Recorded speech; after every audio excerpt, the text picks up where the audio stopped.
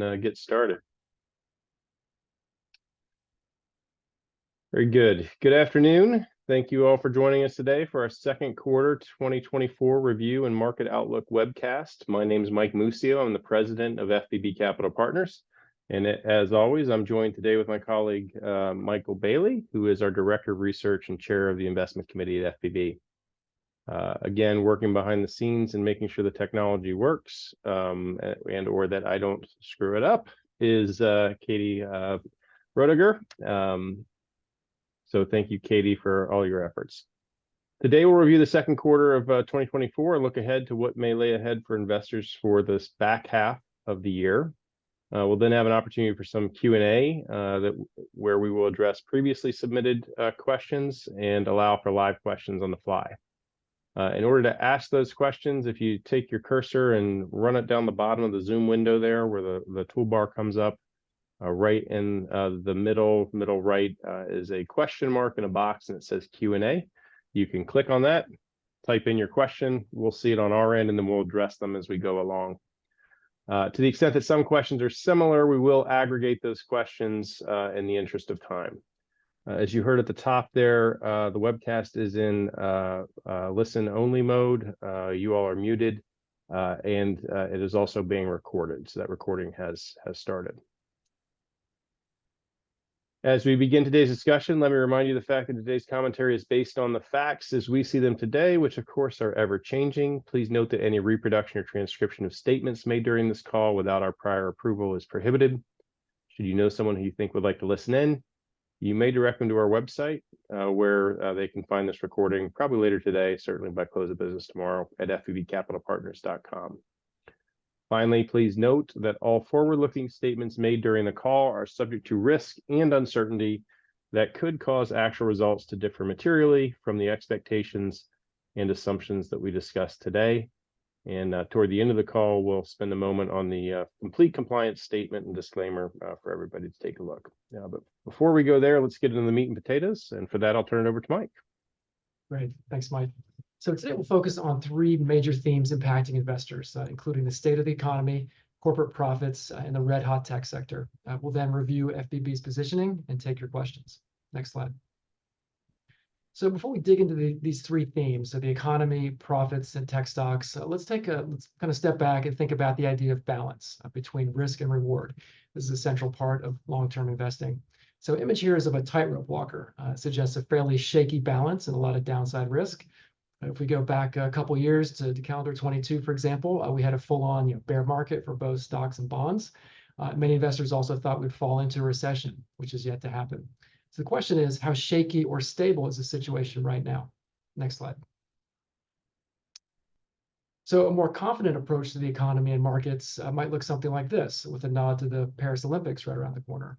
The idea here is that we can still lose our footing, but perhaps markets and the economy have more stability. Now, if we cut to the chase, my sense is the economy seems a bit more solid and more like the balance beam, while markets, and especially tech stocks, could be a bit more like a tightrope.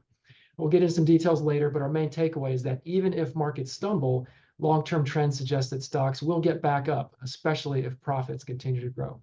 With that, let's go to the next slide. Okay, so before we get into some details on the economy and monetary policy at the Fed, let's turn to our first poll question on inflation. Back to you, Mike. Thanks, Mike. After 20 years of inflation not really being in the headlines, of course, the last couple it has. So we've asked this the last few times, and we'll throw it out there again. Do you think a year from now that inflation in the United States will be higher, lower, or about the same? So we'll give them a second here. I think we get the the PCE number actually tomorrow, Mike, if that's right. Just I think that is the Chair Powell and the Fed's favored metric.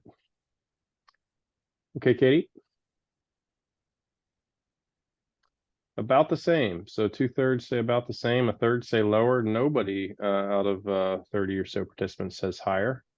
All right, that is a turn where nobody has said higher for as long as we've been doing the survey. Great, thank you. Yeah, great. So great feedback here. I know it's interesting to see some folks leaning towards continuity, really kind of staying the same.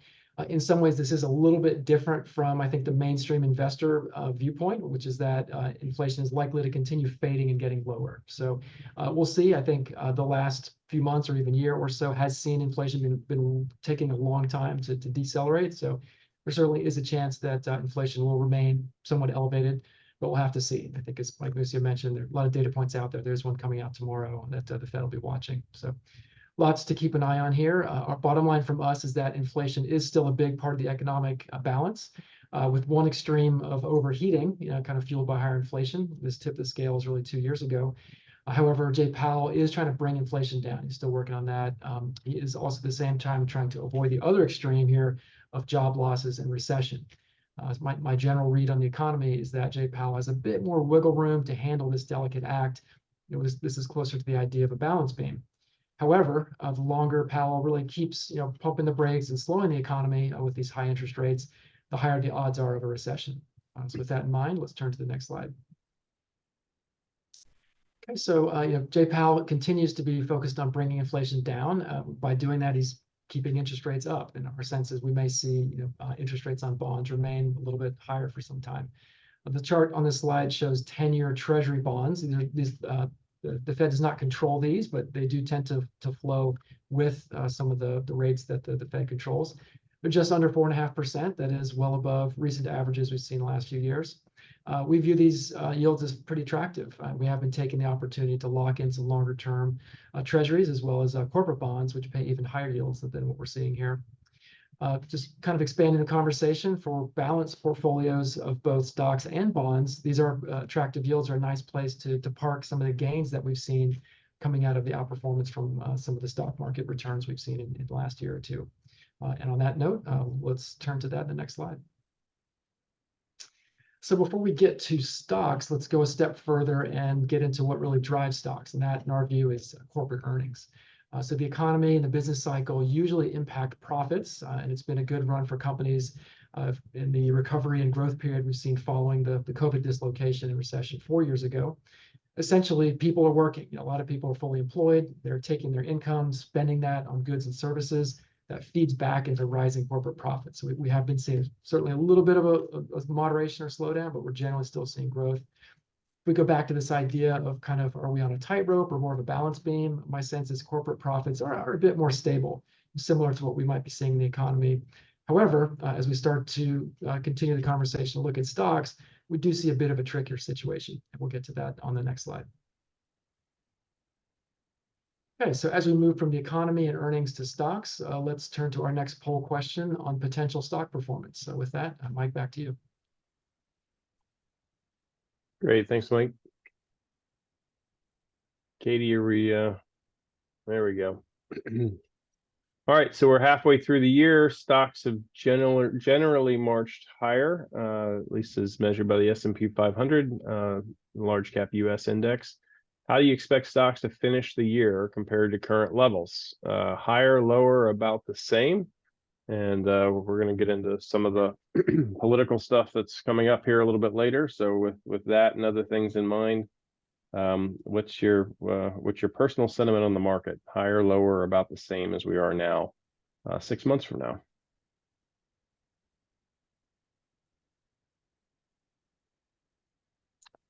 Half say higher. Let's say it another way. 90% say the same or higher. So there you go. It's a pretty optimistic crew, Mike. Okay, very, very good. Again, good to see this feedback. Hopefully folks are in a good mood. Markets are up. We're rolling into the 4th of July holidays, so I think that certainly may help in terms of sentiment. I think there is certainly a possibility. I would probably lean maybe a little more somewhere in the middle, between a little bit higher, maybe closer to the same level. Just kind of expanding on those two options. What could drive stocks higher from here? There is a reasonable chance. This idea that stocks chase earnings. Earnings are growing. We are seeing companies, especially in the tech sector, they are generating earnings growth. So we could see that drive stocks higher. Or we could see stocks flatten out. There's a reasonable chance of that. Typically, in an average year for markets, stocks are up maybe 10%. We're well above that. That might suggest a bit of a breather here. But again, time will tell here in this. So kind of getting back to the longer term look, bottom line for us, it may be challenging, I think, as we look through short-term market predictions. However, we do believe that stocks are going to follow sort of company fundamentals and earnings longer term. We just mentioned a couple minutes ago, profits continue to grow this year, and I think trends look pretty favorable even into next year. However, as we just touched on, stocks have had a very hot first half of the year. So we may be at a good place as we think about balanced portfolios to be continuing to kind of balance that back into bonds. And as we mentioned earlier, bond yields are pretty attractive. So that's sort of the other piece of the equation which we're looking at. With that, let's turn to one of the biggest near-term drivers of both earnings and stocks, which is the mega cap group of tech companies. All right, so before we dig into some of the large cap tech stocks, let's turn to another poll question here and get your thoughts on the group. Turn it back to you, Mike. All right, so we talked about stocks generally marching higher in the first half. That's largely continued the trend from 2023, where big tech was leading the rally. That certainly continues to be the case. So from where we are now, do you think technology stocks like the Magnificent Seven, the Fab Five, whatever the nickname is today, do you think these names are overvalued, fairly priced, or inexpensive at current levels? This is another sentiment question.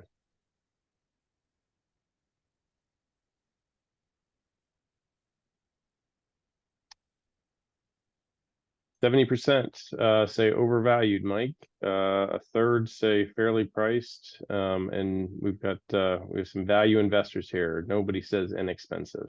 So there you go.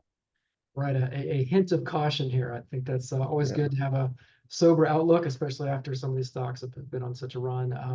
Yeah, certainly in terms of let's take on the overvalued camp. I think some might argue, yeah, some of these things are getting expensive. In some cases, we are seeing stock prices move up faster than the earnings are growing. So that is an indicator that things are getting kind of heated in terms of sentiment. So that is certainly one thing we're evaluating. The flip side, again, some of you voted for, you're thinking these big cap techs are fairly priced. Now there is a good argument for that. These companies are growing really quickly. And I think for a lot of investors, they would argue you do have to pay up if you want to participate in some of these themes, which we've listed here, which are growing very quickly. And in fact, they continue to exceed investor expectations. I think there is certainly an argument that these are fairly priced.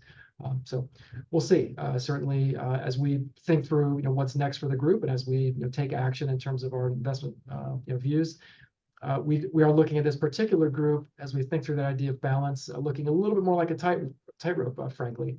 I think less like a balance beam. I think if you look at what's going on with the big techs, some of them might be in a little bit better shape, names such as Microsoft and Amazon. I think some of the things helping some of the tech stocks maybe have a little bit better balance. If you look at some of the growth drivers over here, some of the big tech companies are participating in several of these themes. That does help them. It may potentially limit some of the downside risk in case one of the mega trends disappoints. So in general, we are comfortable owning some of these tech titans, even at this point. However, we would couch that as owning them within a diversified portfolio. And we do prefer, as we think through stock selection, we prefer durable growth as opposed to owning sort of a boom bust type of company that can add a lot of volatility to portfolios. So on that note, let's turn to portfolio positioning on the next slide. Our positioning has been fairly consistent over the last a few months and years, frankly. We have had a focus really on looking at attractive bond yields to start. We've been trying to lock in these yields for upwards of 10 years, which we've touched on. On the equity side, we continue to maintain a high exposure to the US. We are seeing profits grow faster here than in other regions, so we do want to participate there. Why is that? Companies are generating steady profit growth. They're gaining share. They're improving margins. That's something we want to have exposure to. Additionally, we continue to favor minimal cash levels, and that helps us avoid market timing, as we believe fully invested portfolios of bonds and stocks offer compelling long-term opportunities. So speaking of market timing, some clients have asked us about the upcoming election, especially with tonight's debate coming up, and whether we should consider holding on to more cash in case of a market correction. And we can review these scenarios on the next slide. All right, and before we get into some financial metrics related to politics, let's turn to our final poll question on the election. And back to you, Mike. Great. Based on where we stand now with Joe Biden and Donald Trump as their respective party nominees, who do you expect to win the presidential election in November? Joe Biden, Donald Trump, or someone else.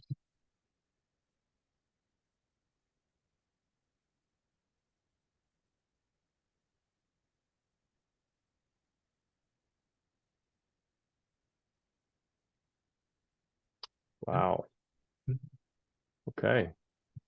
The FBB polls are a bit of kurtosis compared to the average of polls there, Mike. I'm tracking our 72% say Joe Biden, 25% say Donald Trump, and we have one participant who thinks it could be someone else. So there you go.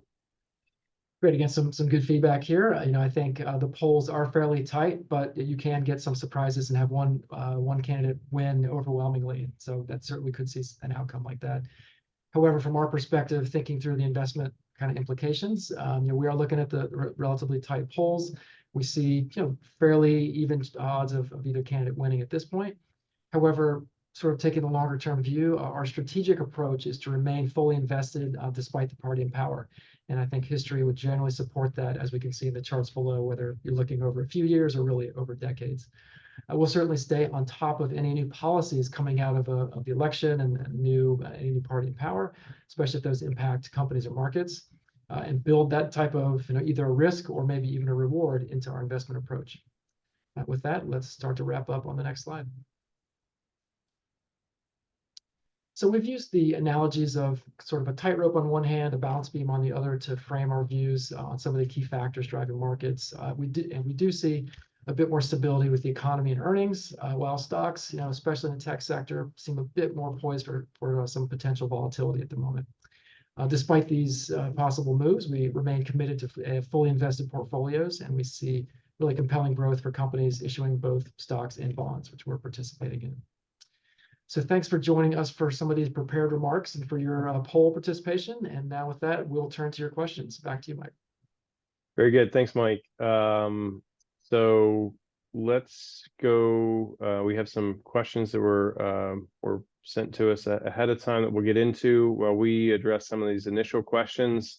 Again, the Q&A button is in the bottom, kind of toward the middle right of the Zoom window. You'll see a box with a little question mark. It says Q&A. So if you got a question, pull that up, click on it, type in your question. We'll see it, and we'll go from there. Okay, Mike, we covered these questions that were prior to the event. We covered some of this stuff, but let's just get it out there. So Mike asks,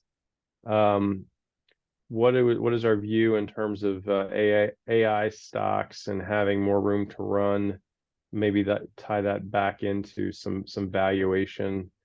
He extends this question by saying, if so, which companies are likely to continue to move? And so I know we talked a little bit about that in terms of, but dig in a little bit more there, if you would, please. Absolutely. So artificial intelligence has been just a huge driver of the tech sector and the broader market in front of some of the global markets for going on a year and a half now. So it's been this pretty significant driver. As far as our exposure, we certainly have exposure through a lot of different ways. I mentioned some of the themes there on one of the slides. So there are semiconductor companies doing that. There's a bunch of different kinds, some of the bigger ones, some kind of down the food chain that you do the assembly, et cetera. So we are participating in some of those. Software, other companies, Microsoft, Amazon, and Google, for example, also participating. So there's a variety of ways to have exposure to that theme. One of the things we focused on in the prepared remarks is our general preference for durable growth. Is there a business we can own? It's going to have very nice, steady growth, maybe even ahead of expectations for 3 to 5 years, maybe even more, as opposed to a boom bust type of company. And so really working through that and trying to sort out kind of who's got durable growth and who might be a flash in the pan. So that's kind of what we're looking at. In terms of valuations, again, I would go back to some of the comments we made. You can go a couple different ways. We are seeing these companies continuing to exceed expectations. When that happens, stocks go up. However, we're seeing a few situations where stocks are going up, way more than the business is expanding. So those are some names we're a bit cautious on. So a couple of different avenues here, but I think there's still plenty of growth ahead and a lot of different ways to participate. Great. A lot of questions around the election and potential volatility, which is I would say these questions are running kind parallel to a lot of questions we're having in reviews and client conversations. So Donna asks, and Katie, maybe we can pull up that slide with the charts. I think it was slide 13, 11, 12 or 13. How might the market react if Republicans win in November? What if Democrats win? I guess, Mike, just before we think, I'll kind of turn over, like, Trump versus Biden to you, but there is a situation here this year where for the first time ever, it's there's a situation where it's likely that the Senate flips from Democrat to Republican, and the House flips the other way. That hasn't happened before. So you could have both sides could win and both sides could lose. If that's the case, and you do have split houses of Congress, then you have divided government, which generally the market is okay with. But Mike, maybe if you want to opine on the presidency. Sure. So again, I would, as an investor, I would lean towards some of the historical data in terms of does it make sense to bet on one party or another, and you can really slice and dice this stuff in a lot of different ways. Mike Musa just mentioned, what happens to control the House or the Senate? Does one party control everything, and et cetera? So there's a lot of different ways looking at it. Bottom line is we come back to it and try to keep it simple, really staying fully invested, not making significant moves, betting on one candidate or the other. That's generally been our approach. However, we don't just close our eyes and stay fully invested. You have to look at every situation, every election. Is there something different? As we go around this time, at this point, there really doesn't appear to be anything to us that we're aware of now that would make any huge move on markets over a number of years where you'd want to make a significant change. However, there's a debate tonight. There's going to be another one. The election hasn't happened yet. We haven't seen any new policies come out. And you have to be aware of these things, and you have to be willing to act on them, which we certainly are. So again, at this point, not really seeing any major either upside or downside risks from either candidate. But things can change over the next few months, and we'll be keeping our eyes open for that. Okay, thank you. So sticking here for a minute, I'm going to take a couple questions and combine them. So Alex and Annette ask how would we be positioning portfolios, Mike, in terms of trying to mitigate potential heightened volatility around the election cycle, including somebody, not accepting the results or something, something similar to January 6th. What, from a portfolio standpoint, what specifically do we do to mitigate some of that volatility or potential volatility?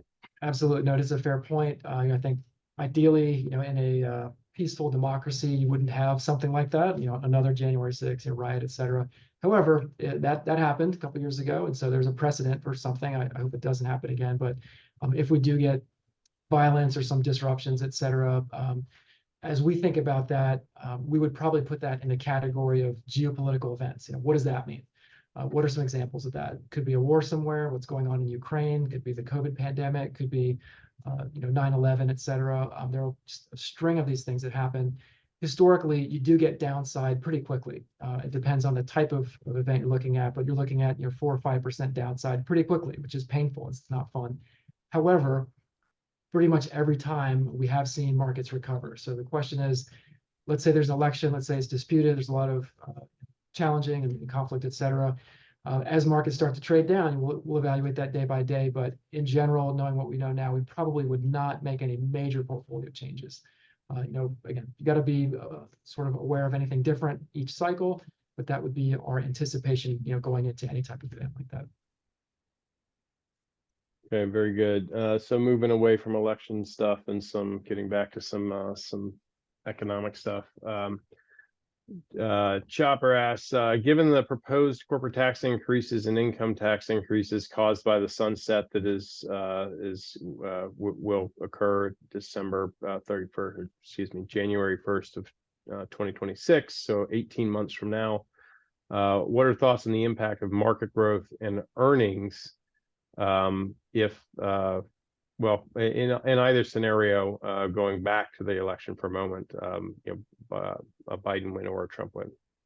This is a great question. This could be something that does impact companies and profits and markets for sure. So if we go back to the Trump tax cuts, a lot of companies, especially US-based companies, they took their tax rates down, profits went up, and stocks went up a lot. We saw that pretty quick shift of that.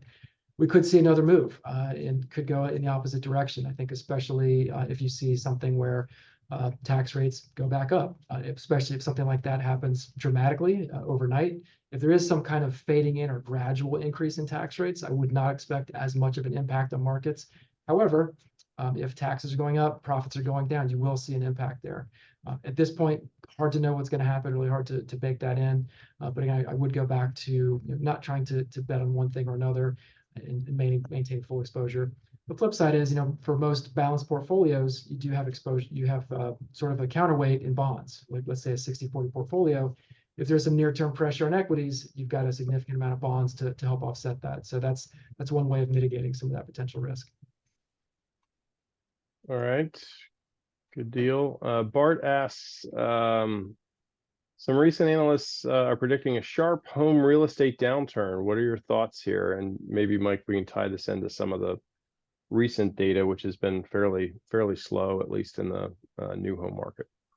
Yeah, absolutely. So housing market has been very unusual, I think, coming out of COVID. So the major change has been mortgage rates. A lot of folks locked in low mortgages right around COVID, a little bit afterwards. Now they're kind of sky high compared to that. So you've got people locked in to old mortgages, people locked out of new ones. It's just a very unusual housing market.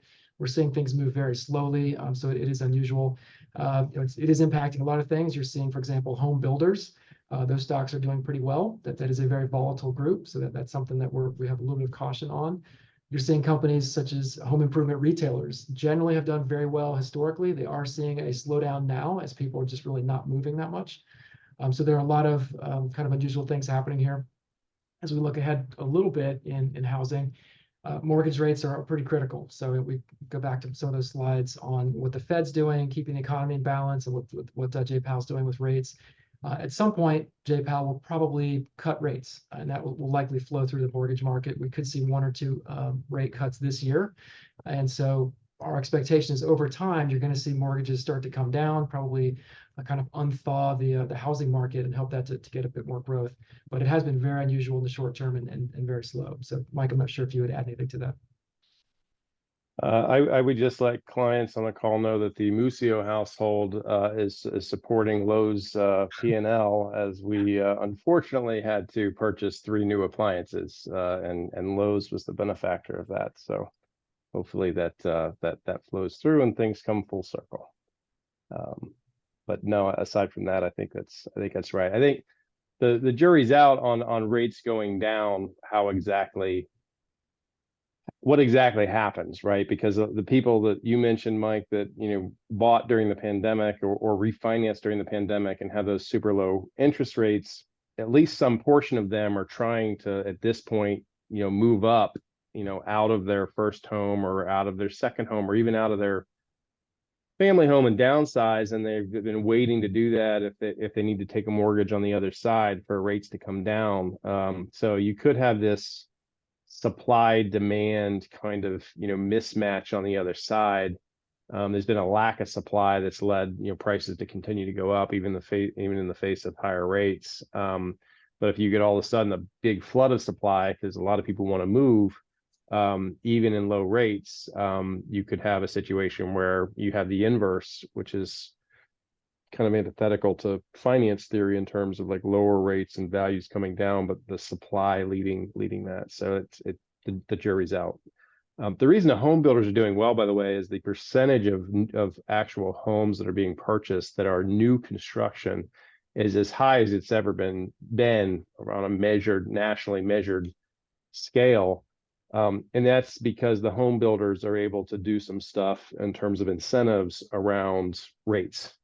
So instead of going to a bank and an existing home and getting a 7 or 7.5% mortgage, the incentives that home builders are able to give new buyers kind of help buy down a rate, so they get something in the low 6s, and so there's a lot of activity there. I guess I did have something else to add. So there you go. sticking with real estate for a minute, Max, good, very, very good follow-on question. We're talking about residential. What about commercial real estate? Absolutely. So, also a very unusual time there. So I think the sort of main point of pressure really has been urban office. That's been an area where coming out of COVID, two things have happened. People are working remotely, so there's less demand to fill up those big office buildings. And then interest rates are up. So that's really squeezing some of the economics for that part of the real estate market. We've seen at this point kind of a slow thawing, if you will, or kind of unwinding of some of those. We're seeing big Manhattan office buildings getting sold at huge discounts, that sort of thing. It's been happening very slowly. We haven't seen sort of a wave of just massive pressure in that market yet. However, it has been hitting a few banks. It hit a couple last year, so it saw some pressure, one or two this year. So it seemed to be a bit of a slow process. However, those two kind of mega trends may stick around for a while. So people working remotely, so less demand to fill up office buildings, especially in big cities. And then interest rates, they're relatively high. It's hard to imagine rates going back to anywhere near zero for a long time. So it is an area of pressure. It's something that we're generally steering clear of, even owning some of those regional banks that have exposure. So it's a small part of the market at this point. Doesn't seem like it's going to kind of blow up everything else. But again, it's worth watching as it continues to play out. Great. Okay, Brian asks, what would be our reasoning not to continue to add to tech sector or communication services, as most of these companies have fortress balance sheets, they're able to self-fund growth, profitability, and scale, and very few competitive threats short of regulation. Yeah, are you? He's pointing out there's a disparity between the S&P, which is market cap weighted, and like an equal weighted. That disparity existed in 2023. It's continued in 24. Are we evolving any of our traditional thoughts around diversification strategy when it comes to these names, given that they make such a big weighting of the portfolio in terms of the S&P? Many of these names also make a big weighting of FBB traditional portfolios. Very good. A good multi-part question there. I'll try to hit on all of them and circle back if I miss something. So I think one of the questions was, why not continue adding to some of these tech names? I think in general, we have been, as FBB, if I've been here for several years, we've gradually been really layering on new tech holdings. So we continue to do that.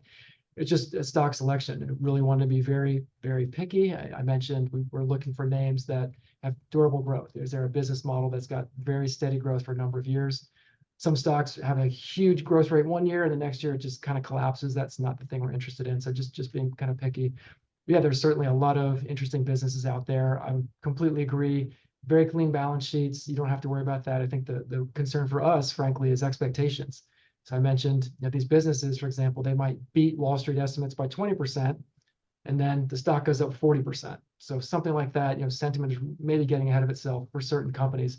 We're trying to be careful with that. So certainly an area we have a lot of exposure to, and we have been adding to. As far as diversification, again, that's another good point. We touched on that a lot last year, and it's still an issue. Markets are very highly concentrated. So the question is, what do you do? Do you just participate and own some of these big mega caps? Do you go overweight and go even more? Do you go less? I think you really have to be very selective and own some of these things. And I mentioned looking back on some of the mega caps, for example, Microsoft and Amazon, they're doing 2 or 3 different things. So if you're Amazon and let's say AI starts to slow down, they've got advertising, they've got e-commerce, they've got other things that are driving growth. So making sure you've got some diversification even within some of these companies. That's important. But the flip side is the everything else. What else do you own outside of tech? Do you own some kind of stable businesses? Do you own a utility? Do you own a healthcare company? Do you own a retailer? So just making sure you've got exposure in all those areas, as well as bonds, as well as other things. So really important question. It is very unusual to have these concentrated markets, and so we're being pretty careful as we kind of pick our spots there. I would just for the benefit of the not just the questioner, but for the other clients who are joining us and friends for that matter, it's probably the presently and I mean presently by like the last 18 months, this particular issue probably uh, from a macro level takes probably more of our time than any other kind of like macro or composition of markets point of conversation. We spend most of our time bottoms up, security selection, et cetera. But like from a macro standpoint, would you agree with that, Mike? Yeah, absolutely. It felt like maybe more in calendar 23 as this thing was really getting started, Yeah. and you saw the mega caps take off. That trend is still happening. It's sort of maybe a little more nuanced this year versus last year, but absolutely, it's anytime there's something that's happening that's a lot different in markets, you really have to be thinking about, is this the right way to participate? This is a little bit different. If you look through history, you rarely see periods of such high concentration. However, we've got this handful of companies. They're growing very quickly, extremely profitable. They do have high barriers to entry. They've got high growth. So that's kind of what we're seeing here in terms of the companies at the top. I guess just to put an exclamation point on it for folks who may not be as drilled into this, post IPO kind of boom and bust, one of the sayings that kind of the ahas after the fact, right, with the benefit of hindsight, was if a sector becomes 36% of the market, that's just that's a sign that things are just crazy. Well, there's three companies in the S&P 500 that comprise 25%, excuse me, 19% of the market cap. So there's a whole sector, the entirety of the tech sector was 37% in 2000, but you have three companies today, and Microsoft, Apple, and NVIDIA, that make up 17-18% of the market. And so there's a lot of concentration there, for sure. All right. Mike, given the increasing challenges to the dollar remaining the world's current global currency, is it time to start buying gold? No Bitcoin questions yet, but there's a gold question for you, Mike. Great, absolutely. Good question. So I'll maybe take both sides of that. One is on the dollar. So I think you do get a lot of juicy headlines out there. The dollar is fading, and here comes the yuan and the euro, et cetera. Yes, over decades, we are seeing the dollar start to decline in terms of total amount of usage, but it's been very, very slow and very gradual. So it is something where, looking ahead, I think you're looking at probably decades before you see a significant move. So that's one part. I would kind of push back on that as a major risk factor. And I would almost turn the question around and say, what would you want to put all your savings in? Would you want to put it in the euro? We see what's going on with elections and volatility there. Would you want to put your money in the yen, which has gotten really weak? Would you want to put it in China? So not that the U.S. is the safest place in the world, but there's always, what is the alternative? So that's kind of one piece that we would look at. So flip side is, if you are looking at some other type of asset class or currency or metals, et cetera, gold, certainly it's done well recently. It's had periods where it's done incredibly well. Some folks look at it as a hedge for inflation or the Fed printing money, et cetera. We would, in general, try to stick with asset classes that really link to fundamentals. So, with gold, there's a lot of speculation, and you're sort of betting on what are other people going to do versus betting on equities or owning equities. Those are linked to companies and company profits, and you can model that. You can look at that. You can do your homework. That's really where we want to focus. So again, gold is out there. We always look at gold and other asset classes, but for the moment, probably not something we're looking at as a good fit for most portfolios. So not to be outdone, I spoke too soon. How about crypto funds? Same philosophy there. Sure. In general, yes. So, again, crypto has had a couple huge moves a couple years ago. It crashed. It's come back pretty strongly this year.